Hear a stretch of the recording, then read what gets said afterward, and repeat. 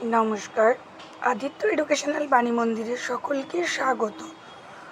আমি বেশ কিছুদিন আসতে পারিনি তোমাদের সাথে। আমার গলা শুনে বুঝতে পারছো আমি ভীষণ অসুস্থ ছিলাম।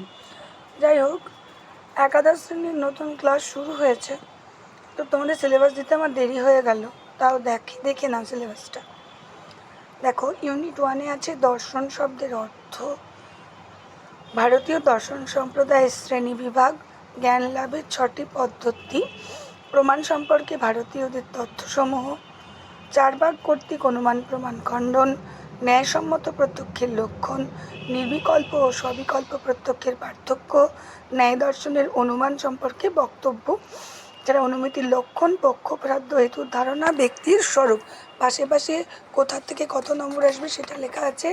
আর এদিকে রয়েছে তোমার দর্শনের স্বরূপ ও শাখা, তার মধ্যে পড়বে জ্ঞানের উৎস, তার মধ্যে অভিজ্ঞতাবাদ, লক, বার্কলে, হিউম, আর বুদ্ধিবাদ, ডেকার্ট, স্পিনোজা, লাইবনিজ।